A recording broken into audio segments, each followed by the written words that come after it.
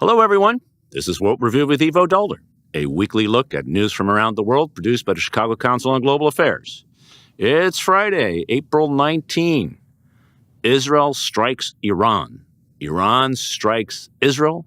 Israel strikes Iran. Are we on the brink of a major regional escalation, something the Biden administration has feared from the outset of this war? Or will Iran and Israel now stand down in their direct confrontation and instead resume their long-standing shadow war? Then, Speaker Mike Johnson finally bit the bullet and moved to have the House vote on aid to Ukraine, for Israel, and the Indo-Pacific on Saturday. The package now seems all but certain to pass, not least because Democrats have given the Speaker a lifeline that he has finally taken hold of. But is aid to Ukraine in particular arriving in time to avert defeat? And then, with all eyes on the Trump trial in Manhattan, us foreign policy watchers and wonks, the real issue is what happens if Trump wins. We'll take a look at Trump foreign policy 2.0. Oh, what can we know now and what remains uncertain? Here to talk about all these issues are three reporters who cover these stories. Yasmeen Abutaleb, White House reporter at The Washington Post. Anton La Guardia, diplomatic editor for The Economist. And Peter Spiegel, U.S. managing editor for the Financial Times. Good morning, all. Wonderful to have you back on the show. You know, when you have weeks like we've just had, it's great we have a show like this so we can just talk about it all, including the fact that just this morning, the Israelis launched a strike against Iran, just the latest in a whole series of things that have been happening. Yasmeen, let's start with you. It really has been quite a week with a major attack by the Iranians over the weekend, an Israeli response, and an incredible amount of diplomatic maneuvering by the United States and allies to see if we can find a way not to have a regional war that will drag all of us into it. Bring us up to date about where we are and what do you think it means and how you think the White House is looking at the latest events. Well, Ivo, I think you summed it up. I'll try to provide a really quick timeline just because there has been so much back and forth this week. About just under 3 weeks ago, Israel had launched a strike on an Iranian diplomatic consulate in Syria and killed a top general and 5 or 6 other people. Iran waited 2 weeks to respond, and so last weekend had fired 300 drones and missiles into Israel, almost all of which were intercepted by mostly the U.S. and its allies.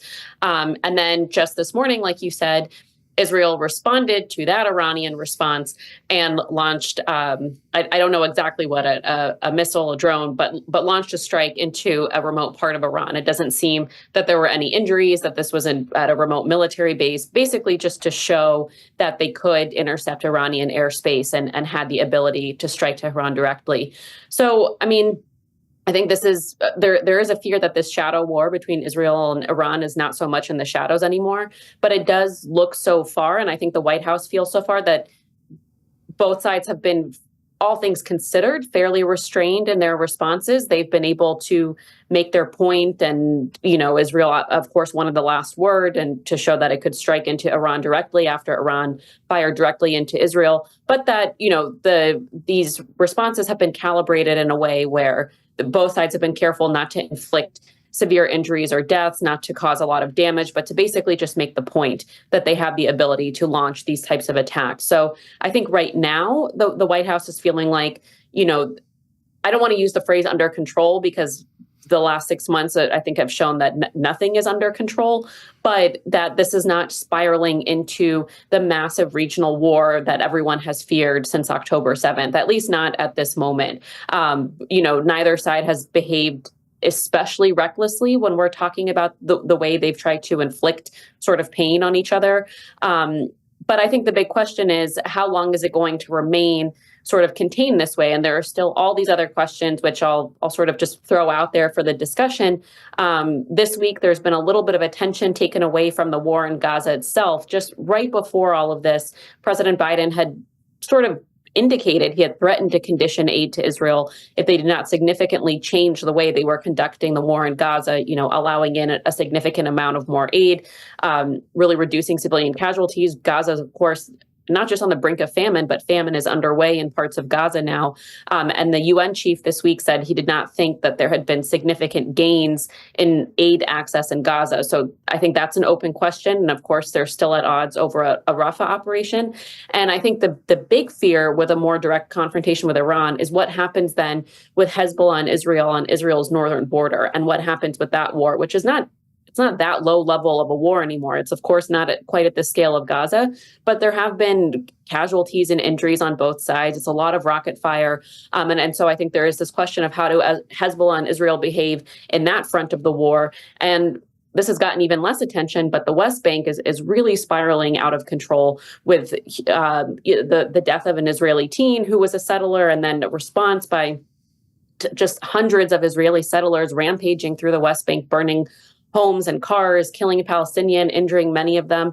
And so what happens with all these different fronts that just, I think, have always threatened to boil over, but it just seems the longer this war goes on, you fear you're going to grow closer and closer to the tipping point. Yasmeen, I think that's exactly right. I think there's a sense that things have. We're interpreting this tit for tat, although 320 missiles thrown at Israel's hardly a tit. It's over kind of now. But there's so many other ways in which this region can get out of control. And Peter, your perspective, including on the question of whether the rules of the game between Iran and Israel have now permanently changed in the sense that's the point. Yeah. I mean, that was actually the question I was going to ask Yasmeen, but I couldn't try to bite it off myself. I mean, I think the one analysis point, which I might disagree slightly with Yasmeen, is whether the two sides have been restrained, right? I mean, the Israeli attack on the compound in Damascus was unprecedented. Now, it may have been a legitimate target, but it was, for all intents and purposes, Iranian soil because it was a consular, and that was provocative. And as you said, Evo, the response was hundreds of drones. So that was provocative as well. I am slightly amazed this morning that it seems to be a couple missiles outside of Isfahan, which all the Israelis responded with. So there clearly is, as Yasmeen, as you said, an effort to show symbolically that they can do it, but the Iranians are already trying to pretend it was something else. So that seems to be the end of this cycle. But Eva, to your point, the fact there is now direct fire between Israel and Iran does cross a red line, and the extent to which that becomes an accepted modus for the two countries to engage each other, that becomes problematic.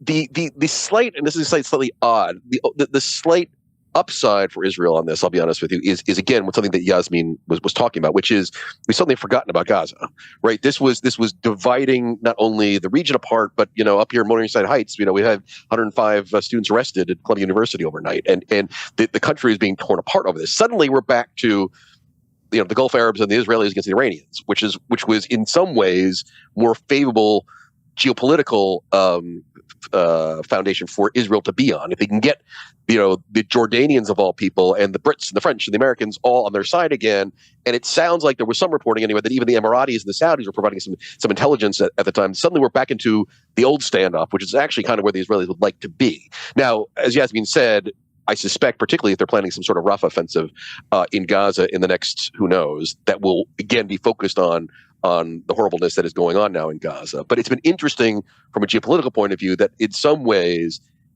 doing tit-for-tat fights with the Iranians is kind of where the Israelis want to be, because it takes us back to status quo ante, where they had much more international support, even from the Gulf Arabs, even from the Europeans, than they do now. I think that's exactly right. And Anton, I just wonder, yes, the French, the Brits, and the U.S. And others, but those in particular, of course, Jordan claims that all they were doing was shooting down stuff that was flying over their territories, was in self-defense, but the direction was towards Israel. So it did help the Israelis in that sense. But you do have a sense that Israel now has brought back on its side the United States and these countries, which were moving pretty quickly to distance themselves, as Yasmeen rightly reminded us, to the other side. You have a sense they're back in the bind that they have found themselves from the very beginning. That includes the Biden administration, particularly if this is not the last spat, but it in fact escalates, at some point they have to choose whether they're going to continue to be on Israel's side or let Israel do whatever it is that they're doing. Well, I think as Peter says, when it's Israel against the Palestinians, it's a much more difficult position for other countries to be in when they're seen to be supporting Israel, because there are a stateless people who, despite the horror of October the 7th, need some kind of outlet for their desire for self-determination. When it's Israel against the Arabs, or Israel against, in the old days, or Israel against Iran, there's a state-on-state conflict. It's much easier for countries to come in on Israel's side, particularly when the enemy is a country like Iran that is proving so disruptive around the Middle East by its creation, support, and arming of militias, now with missiles sown almost carelessly across the Middle East. For the Americans, I mean, remember that only a couple of weeks ago, Joe Biden was threatening to review America's support for the war in Gaza quite openly and publicly. And that certainly got Bibi Netanyahu's attention. Now it's back to ironclad support for Israel's security. Now, if the tit for tat continues, this will put the Americans and the Arabs in a very difficult position. The Arabs don't want to be kind of, the sandwich meat between the Israelis and the Iranians firing at each other with munitions flying over their territory. Similarly, the Americans have said they have not taken part or will not take part in offensive Israeli action against the Iranians, but they are willing to defend Israel. So will they find themselves in the position of acting as Israel's shield while Israel keeps throwing the sword and the spear? If the least bad solution is that this begins to wind down now, and this is the end of it for this cycle, seems to be the intention of both sides. But there is this danger that will escalate, and that, when you've broken the old red lines, nobody quite knows where the new ones are. So there's brinkmanship, and the thing about the brinkmanship is that no one can see where the brink is. So there's a real danger of things spiraling out of control very unexpectedly. The Americans are the essential buffer to try and tamp things down, but I think they're losing leverage. Biden told the Iranians and the axis of resistance don't, and they did. Biden told Israel take the win, and they didn't. So they're constantly trying to pick up the pieces and try to stop things from getting worse, but there is this cycle that is getting worse.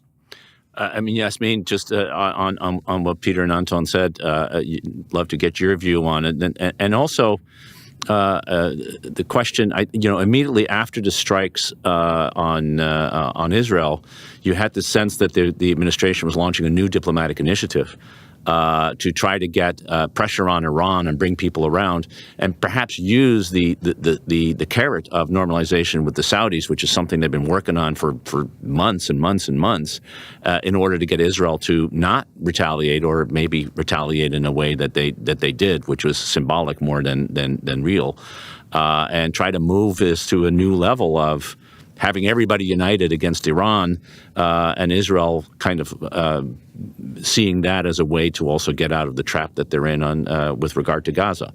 Do you see that the administration trying to do that, and if so, how likely is that to succeed? I think Peter and Anton were exactly right, especially on the point that Anton made, that the U.S. has been sort of losing leverage throughout this war. And I think that's been clear in the number of times they've been snubbed very publicly by Netanyahu. Obviously, Biden sort of made his point when he threatened to condition aid, and Netanyahu seemed to immediately respond. But I think part of the challenge here is that President Biden is deeply uncomfortable when he's in a position of needing to criticize Israel, needing to threaten to condition aid. I mean, it took him a very long time to get to that point. And I wonder if he would have gotten to that point without the threats his support of Israel has posed to his reelection. When you look at the timeline of the White House response, you can almost sort of trace to the day that President Biden really shifted his rhetoric in a significant way, to the day a number of his top aides went to Michigan to meet with people, and they realized they had a serious political problem on their hands because of the way President Biden was not only providing unconditional support to Israel, but the way he was talking about it in public, in the view of Muslims and Arabs and progressives and young voters, people of color, a key part of the Democratic coalition, not expressing enough empathy towards Palestinians, not acknowledging enough of the suffering in Gaza. So this, I think, going back to ironclad support, bringing other allies into the fold to support Israel against the Iranian threat, puts President Biden in much more comfortable territory. But I think that will only last for so long because, like we were all discussing earlier, you still have these major tension points of a Rafah invasion and what that looks like. The U.S. and Israel are supposed to hold a high-level meeting on that in just a couple of days. What's the end game in Gaza? How long is this war going to go on? And then the threat on all these other different fronts. So, I think this give Israel, I've heard from a lot of U.S. officials, Israel has an opportunity to reset the narrative, to win back some of the global support it had lost. But I honestly don't know how long-lived that's going to be because they are still determined to go into Rafah. There are still major disagreements and tensions over how to do that. And there's no end in sight to the Gaza war. So I think this is maybe a temporary reprieve, but I don't think we suddenly don't have to deal with the problems that existed before the sort of tit for tat with Iran. And Peter had made a point earlier that I want to come back to. The U.S. was extremely angered by Israel launching that strike in Damascus. It was viewed as completely unnecessary and inflammatory and provocative. And the U.S. just saw it as an unnecessary provocation, an already unpredictable war. So they have, of course, come to Israel's defense now that there's this more direct confrontation with Iran. But it was viewed as a completely unnecessary escalation by Israel.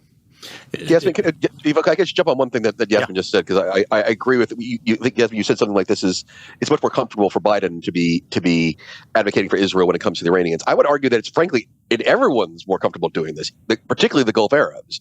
And I guess in some ways why I think it's smart that Jake Sullivan and others are trying to rekindle the outreach of the Saudis is because if you can get back on that plane, it's better for the Israelis, it's better for the Americans, it's better for the Saudis. And I do, despite the horror of October 7th and despite the horror of what's going on in Gaza now, it is still, in my view, the animating the divisions within the region are still Persian Arab, for lack of a better word. It is still Iran versus Saudi. And to me, in the medium term, that is still going to be what animates the region. And so if there is some deal to be had that says, okay, Israel and Saudi, how about you guys work on some sort of coalition of the willing against Iran, and in exchange, the Israelis a little bit toned down, allow aid into Gaza, don't do Rafah, that suddenly becomes a much more workable endgame. And I suspect that's where the Biden administration is trying to go on, because it's in everyone's interest, except for the Iranians, to get it back onto that platform. And to be honest with you, when you think about existential threats, right? As horrible as October 7th is, Hamas is not an existential threat to Israel. Iran is. And Iran is an existential threat also to the Saudis and the Gulf Arabs. So suddenly, these are the things that really worry these capitals. And I think if they put the Biden administration can get the debate back on that platform, it's actually good for everyone. Yeah, I think the only problem with that is that Bibi Netanyahu has demonstrated that he is not interested in doing enough on the Palestinian side to give the Saudis what they need. And, sure. To paraphrase Abba Eban, who said that for the Palestinians, Bibi Netanyahu never misses an opportunity to miss an opportunity. So we'll have to see. Which is why also, frankly, the Biden administration was very clearly trying to get elections, right? I mean, this is the whole. Yeah, I mean, right? If they could get Benny Gantz in there, suddenly everything's possible again. Right. Yeah. There is a logical path out of this, and the politics inside Israel just don't allow that in the same way that, frankly, the politics among the Palestinians right now don't allow it either. Can I just jump in there just very quickly, Ivo? Yeah, no, absolutely. Just very quickly. I mean, the Americans are surely right to say there is a way out of this, and the coalition of the willing, coalition with the Arabs is the way out of both the problem, the confrontation with the Iranians, creating a network against Iran's network, and possibly the way out of the Palestinian conundrum. But I think you're going to need several things to happen. No more Yahya Sinwar in Gaza, a new Israeli government, and a second Biden term. I just can't see it happening this side of November. Yeah, no, I think that's fair enough. And there's still the Hezbollah issue that Yasmeen raised. There's the West Bank issue that Yasmeen rightly raised. There's the Gaza issue because the reality is, there are only 5,000 troops right now, Israeli troops in Gaza, and it's being filled in by guess who what? Hamas, and Hamas is trying to seize control of the governing, the lack of governance authority in it. So lots of things that can go wrong in the big game. But let's switch over. Not surprisingly, President Zelensky of Ukraine looked at what happened on Sunday morning in the Middle East and said, "Well, wait a minute. We are being attacked at this level, every 3 or 4 days. We're being attacked with the level of missile and drone attacks that the Iranians are just shot at the Israelis, and the United States and France and Britain are coming together and defending Israel. Why aren't they doing this for us?" Not a bad question. One, I would argue, in fact, a very legitimate question. We all know what the answer is, but the United States and Britain and France don't want to have a direct confrontation with Russia, and they're pretty fine they're doing it with Iran. But it just has brought the Ukraine issue squarely back. And Peter, there's some interesting developments with regard to the Ukraine aid, with possibly now going through finally, but also with what's happening on the ground, where the war has really seemed to have taken a bad turn against the Ukrainians.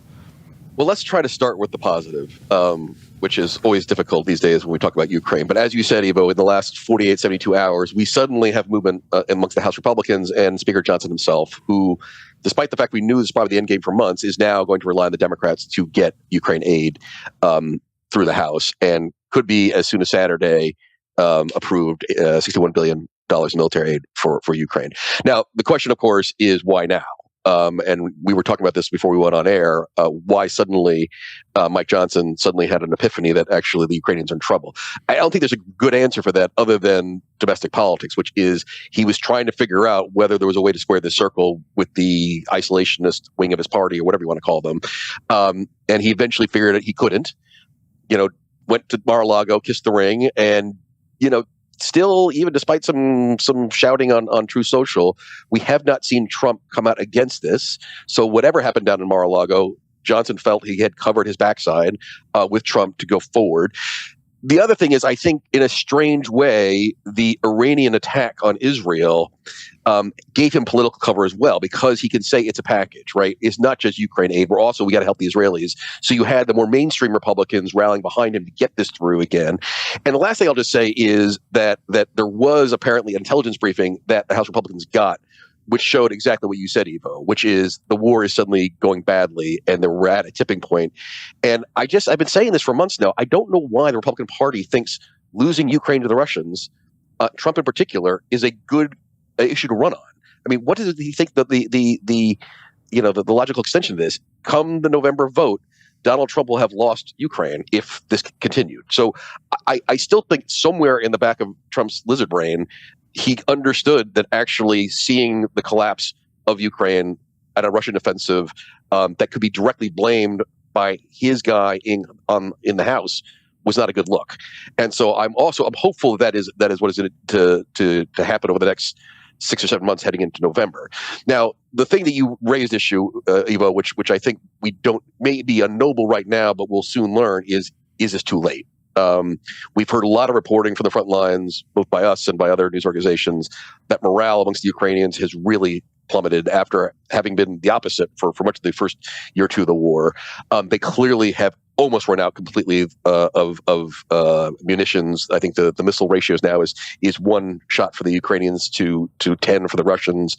There have been the air defenses have weakened to a point where they're now losing the last main big electric plants outside of major cities. And so we've seen a huge drop off in power inside Ukraine. So is this too little too late? And the extent to which the Russians have used this time to reconstitute, re-recruit, and redeploy, are we now going to see the West unable to get this stuff into the field quickly enough to push back against what is clearly now a new Russian offensive?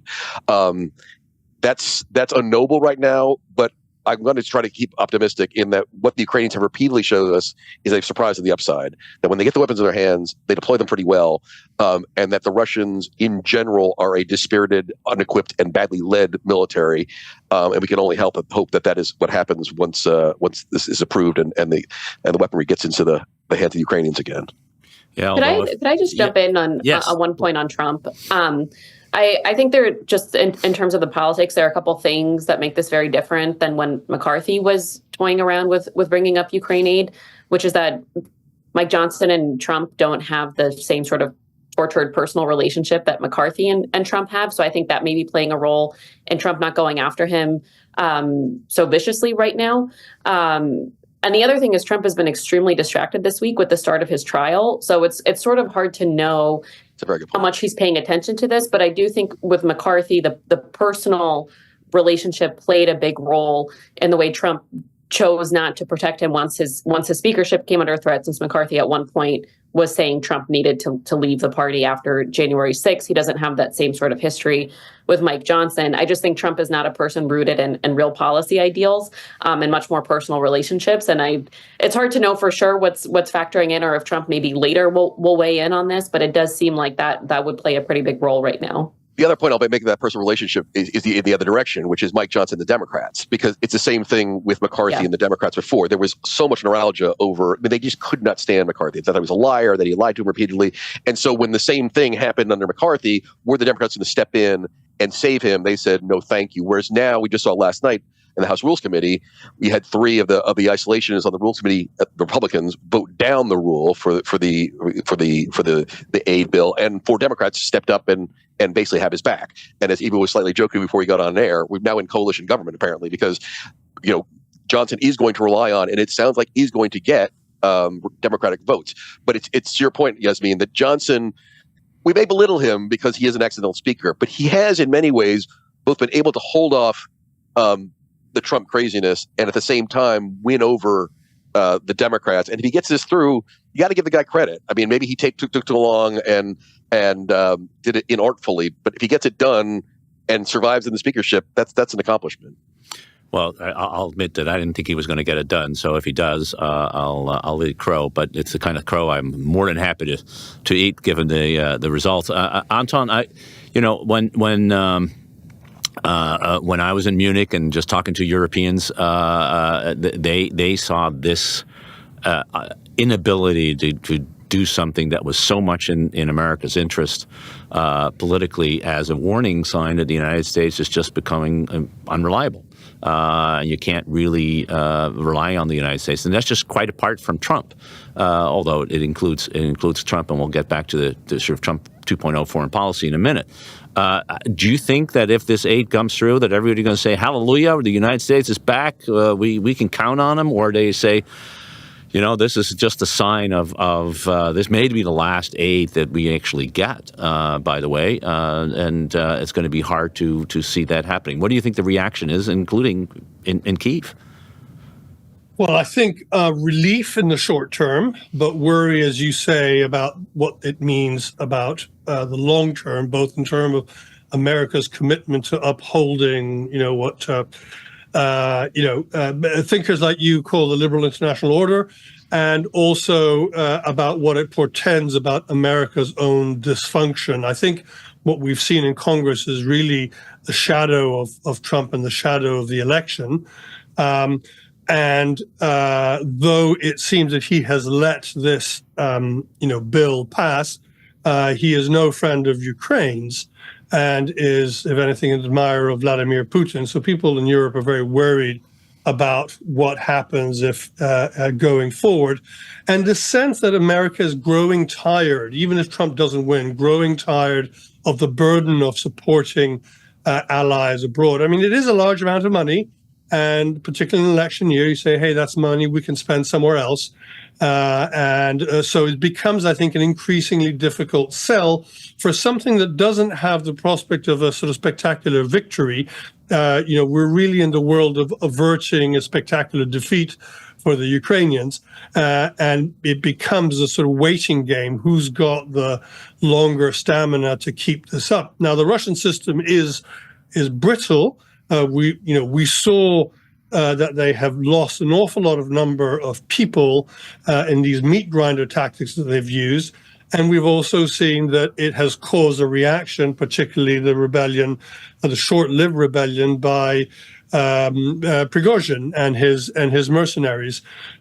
So I don't think Putin can necessarily think, time is always going to be on his side, but he's certainly, I think, hoping to get to the point where he can weaken the Ukrainians, make gains on the ground, exhaust the Europeans and the Americans, and reach some kind of deal, particularly if Trump wins.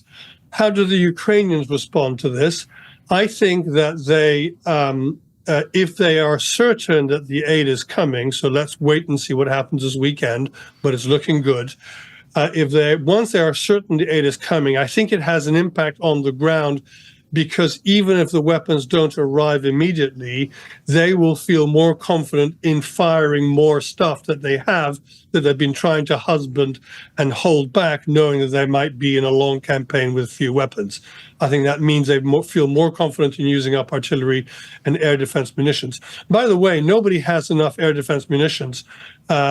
And this is a problem that is going to affect everybody going forward, particularly if the Israelis need to be replenished as well with their stocks. But I think it's good. I think damage has been done both to Ukrainians' position on the ground, to America's credibility, and that will feed into the European sense that they need to do more for themselves.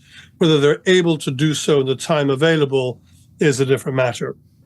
But Ivo, can I just jump on this topic, and it maybe throw the question back at you, because you and I were at this conference last week in Greece, and I was struck by sort of an answer to your question about have the Europeans given up on the Americans. There was a lot of neuralgia about Trump, and we can talk about that in the next segment. But even about Biden next, I think it was the panel you were on, or it was another one. I was trying to look it up. I can't remember exactly what panel I was watching.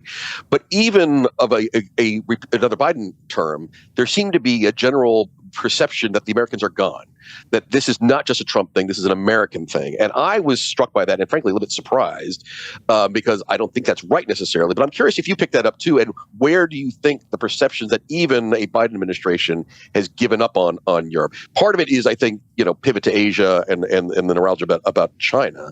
But I was struck and slightly concerned about the overwhelming sentiment among some really leading thinkers. Sikorsky, I think, was talking about this, that the Americans are gone. We got to stop, even with the under Biden administration, we have to forget about them as a participant in our security defense. Yeah, no, I think that is a general European perception. I mean, that's what started in Munich, was very strong there. There's a general perception, not. I think it's less that they don't trust Biden, but that Biden is the last Atlanticist, and you can't rely on it. And how long is he going to be around? In that frame. And I think the Europeans are, I think they are taking defense very, very seriously for the first time, because they see a Russia that has turned its economy into a war economy, and that the only way it can continue to grow is to do more produce more war material, and this is a country that has suffered 400,000 casualties, and still seems to be going, which is pretty remarkable when you think about it, for a war that for what, for territory that is totally destroyed. So it is. I do think the Europeans are turning a corner. By the way, I think the United States is turning a corner too. I guess just last one before we get to the last point, because I want to disagree with that last point with you, Ivo. I just think that I've seen too many times in Washington that administration comes in and says, Europe, old Europe, we don't care about that. Asia's the future. And then whenever the poop hits the fan, oh gosh, who are allies that we need to go to war with? And it's always the Europeans, right? And there is something, I think, about common values, common histories that inevitably forces the Americans and Europeans together. And so that's why I was slightly surprised and depressed about hearing really people I respect on the other side of the Atlantic saying it's over. We have to forget about the Americans. I don't think it's true. Yeah, I don't. I agree with that. Yeah. I mean, it isn't over. I think this is the big debate in this election, in some ways. But the United States is going to be a different kind of ally than it has been in the past, and I think the Europeans are going to be different allies than they haven't in the past. Yasmeen, I wanted to come to you for just on this issue just before we turn to Trump, because the Biden administration, and you've talked to them daily, I talked to them, they were convinced that this aid was coming through. And they've been convinced for 5 months. And every time I talk to them, I said, so when is it coming through? It's coming. It's coming. How are they reacting to this? And are they starting to be worried about that it's coming too late? Absolutely. I mean, John Kirby very publicly in December was saying, we are running out of money this month. There is no reserve. There's nothing, we can do within the agencies. Like, we cannot do anything without Congress. But I think you're absolutely right, Ivo. I think since September, we had done a number of stories about growing Republican resentment and opposition to approving a Ukraine package.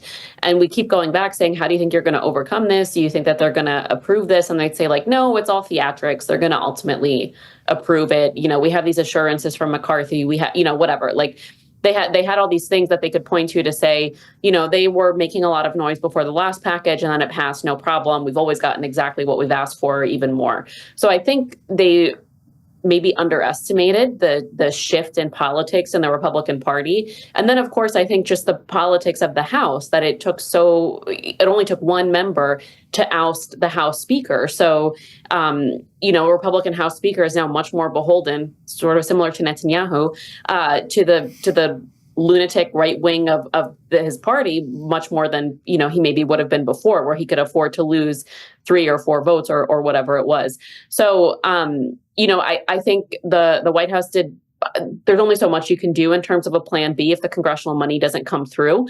But I think, especially after October 7th happened and they came up with the idea to link these packages, they thought that would sort of force it through because Republicans would never not pass the aid for Israel. But I think what this conversation has touched on is there's been, I think, a growing willingness among Americans to not send aid to anyone anymore. Even people who support Israel, just normal voters, will say, well, why are we sending $14 billion to another country when we could have, clean water here, or inflation is so high? People don't link things sort of appropriately when they're thinking about where their tax dollars are going. So I think among both Democrats and Republicans, there is a growing questioning of sending so much U.S. aid abroad, because people always come back to it's our tax dollars, and what are they going to overseas? And so I think there maybe was an underestimation of the willingness of Republicans to hold up these aid packages, and just the politics of the House, given how narrow the margin is, how easy it is to oust the speaker right now. And they thought it would ultimately come through when they needed it, that the delay wasn't ideal, but it would come through by the end of the year. I really don't think they foresaw that we'd be coming up towards the end of April and there still wouldn't be a package. No, I think that's true. I think it's true. By the way, I think the image of Mac Johnson as the Bibi Netanyahu of the Republican Party that you just painted was pretty darn special. So I just wanted to call that out. I thought that was good. Anton, we've been talking about in some ways hinting at our last topic. You did a piece in The Economist, sort of how to think about and predict what a Trump foreign policy 2.0 might look like, and I think it's useful. We'll come back to this presumably on a regular basis on World Review, but I think it's useful that you sort of lay out that framework so we can all start thinking about it and why, what will we know and what won't we know about the future. Well, the future's unknowable, as they say, but I think we can, look back at least at the first term and see what happened there, and then try and understand what the dynamics within the party, within the Republican Party, and Trump's own entourage is. What struck me is so firstly, as you know, Trump doesn't say very much about what he's going to do in his second term in terms of foreign policy. And the thing he tends to say again and again, well, this terrible thing wouldn't have happened had I been president. Ukraine wouldn't have been invaded. Hamas wouldn't have attacked, and so on and so forth. And this kind of, and to a lot of people in Trump world, this sort of seems to be accepted as gospel, that, there were no wars under Trump. And therefore, once he comes back, the Chinese, the Russians, the Iranians, they're just going to back off because, by sheer force of personality, they're going to respect America again, and they just won't dare. And when you then ask them, well, what do you think he'll actually do? Like, what's he going to do day to day? they say, well, we don't know, or they're scared of saying so because they've been all told that they can't speak on behalf of Trump. Only the campaign can speak on behalf of Trump. But there is this sort of almost messianism that he's going to change everything. I think one of the ways to analyze this is to kind of assume there's going to be not dissimilar from the end of the first Trump term, where it became more ideological, and also is going to be more organized, probably more vindictive. People who are being interviewed for possible jobs in the administration are being asked things like, are you loyal? Are you willing to uproot the deep state within America, and so on? And I think one way to look at this is to look at the kind of three main tribes of thinking around Trump, where you have, and to this I'm indebted to the European Council on Foreign Relations that came up with this three-part taxonomy, where you have primacists who are kind of old style, sort of Reagan style Republicans who want America to lead the world, continue to lead the world, and preserve a world order that is friendly to America. Then, on the other hand, you have the isolationists or the restrainers who want America to do a lot less. In your own organization, Ivo has done important polling on this, showing how strong and they are within Republican thinking. There are almost two Republican parties here. Want just America to do a lot less in the world, and for the first time, a majority of Republicans are saying America should just withdraw from the world's affairs. And then you have people in the middle who might be called prioritizers, who say, well, we can't be strong everywhere. We have to give priorities, and this picks up on what Peter was saying about the pivot to Asia. Therefore, the most important priority should be Asia and the Indo-Pacific, and we should put all resources into the Indo-Pacific. A lot of Republicans, if you ask them, they'll say, yes, we should pivot to the Pacific, even people like J.D. Vance and so on, who are probably really restrained. So I think this idea of priority is, for a lot of people, a cover for doing less everywhere rather than simply doing less in Europe or less in the Middle East. Where does Trump fit into those three? He's kind of a bit of everything. He bombed Syrians when they started using chemical weapons. He did say, he would withdraw from NATO, or was threatened to withdraw from NATO, but ended up strengthening NATO's eastern flank at the end of it all. He threatened to, go to war with North Korea, but then met Kim Jong-un. So, he inhabits all these worlds, and a lot of it has to do with personality. And I think there's sort of two driving principles in his mind.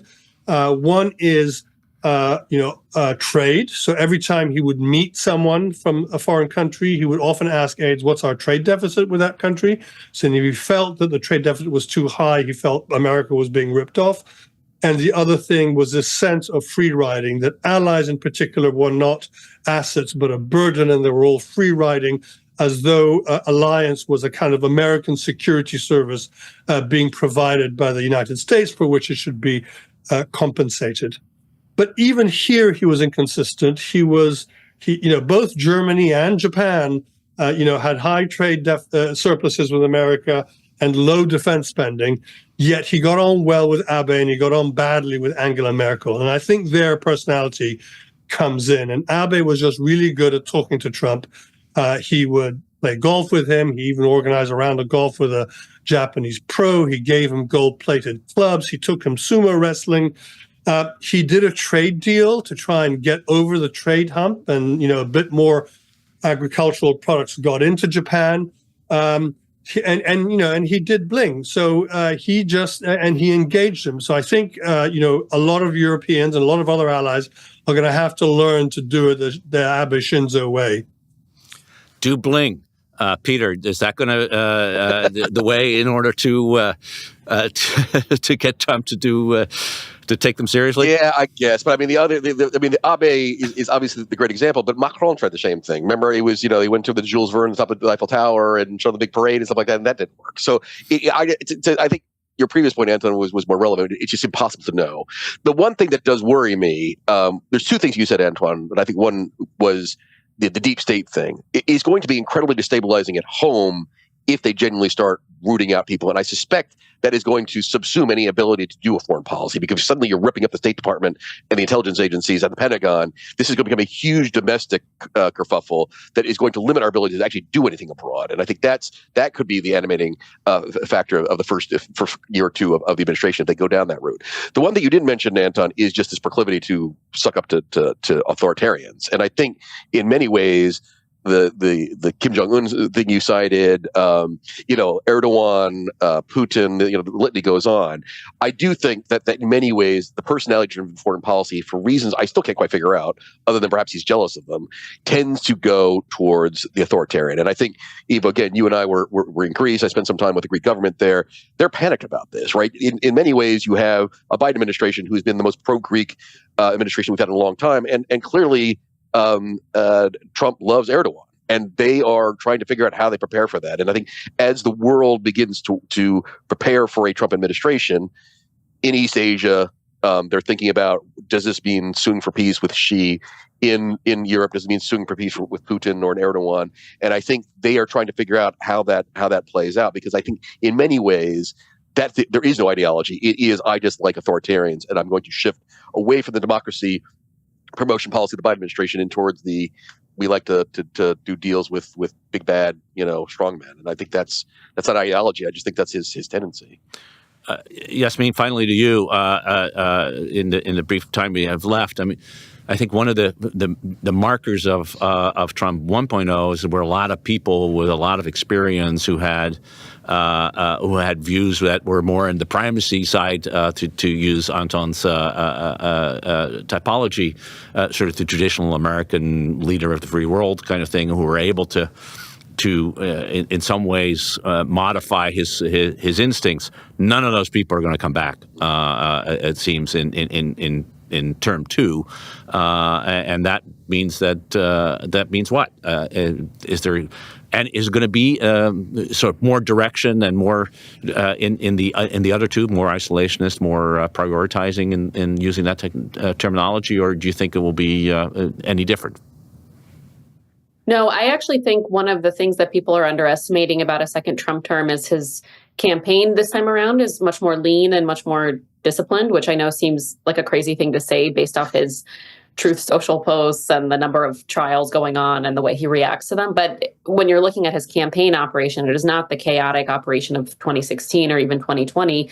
And to your point, Evo, he had to go through a number of chiefs of staff and, Mark Milley, like these more sort of who you would expect to serve in high level positions in a government before in year 4, you finally got down to someone like Mark Meadows as his chief of staff and the types of people he had surrounded himself with by the time we got to COVID. But I think this time, if he does win a second term and goes in, he is going to immediately surround himself with the people who share his worldview, with the sycophants, with the people who have passed these loyalty tests that his staff has drawn up. It's not going to take 3 years or however long to finally get down to the people who do what he wants. You still had people like John Kelly. Reince Priebus was not exactly a strong chief of staff, but he was sort of more in the traditional Republican mold. I think you would immediately go to the isolationists, the people who Trump has deemed sufficiently loyal after being in politics for 8 years. So I actually think it would be in the way we're talking about isolationists and threatening on the foreign policy stage and domestic stage much more immediately at the start of a second term. Well, we may never know. Because there are still elections to be held. So that's something that the American people will have to decide for us. In the meantime, you can all decide on the basis of this kind of conversation who you should vote for. I'm not telling you. Just that's why we give you the information. You make up your mind. Amongst the four of us? Vote for no, not just. No, this is for the people who are watching or listening for it. So, I vote for Anton.